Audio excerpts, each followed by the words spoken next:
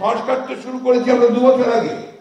আমাদের নেতা চেয়ারম্যান মহোদয় 31 দফা দিয়েছেন, তাই না? সে ইতিহাস আর বলতে চাই না।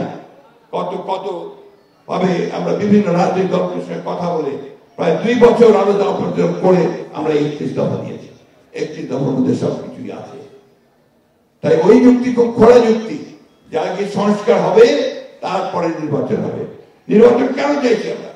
নির্বাচন চাইছি যে নির্বাচন ছাড়া, একটা নির্বাচিত সরকার ছাড়া কখনোই আপনার সেই শক্তি পাওয়া যায় না, সেই ম্যান্ডেট পাওয়া যায় না, সেই লেজিটিমেসি পাওয়া যায় না, বৈধতা পাওয়া যায় না, যারা বিশেষ বিশেষ বড় রকমের সিদ্ধান্ত নিতে পারে। এমনকি এই সংস্কারগুলোকে যদি আপনার কনস্টিটিউশন নিতে হয়, কনস্টিটিউশন সংস্কার, সেটার জন্য তো আপনার একটা পার্লামেন্ট লাগবে। সুতরাং নির্বাচন প্রয়োজন। সেই জন্যই যত দ্রুত হয় ততই দেশের সংকট দ্রুত কাটবে, রাজনৈতিক সংকটগুলো মোকাবেলা করা সম্ভব হবে, অর্থনৈতিক সংকটগুলো মোকাবেলা করা সম্ভব হবে। অর্থনীতির অবস্থা ভালো না, জিনিসপত্রের দাম এমন ভাবে বেড়েছে যে মানুষের এখন নাবিশ্বাস বেড়ে গেছে, তাই না? প্রত্যেকটি জিনিসের দাম বেড়ে গেছে।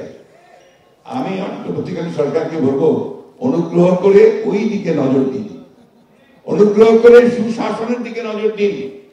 এখন আপনার সরকারের যারা আমলা আছে, যারা কর্মচারী কর্মকর্তা আছে, তারা কিন্তু আবার শুরু করেছে আগের মতো কাজ। দুর্নীতি শুরু হয়ে গেছে। দয়া করে এই দুর্নীতি যেন না হয় সেই দিকে আপনারা লক্ষ্য দিন। আপনারা যেন সুশাসন দিতে পারেন সেদিকে নজর দিন। পুলিশ যেন ভালো কাজ করে, আমরা যেন ভালো কাজ করে সেদিকে নজর দিন। বিশ্ববিদ্যালয়গুলোকে, শিক্ষা প্রতিষ্ঠানগুলোকে ঠিকমতো চালু করার চেষ্টা করুন। এই কাজগুলো করা দরকার এবং সঙ্গে সঙ্গে নির্বাচনের জন্য দ্রুত ব্যবস্থা গ্রহণ করুন।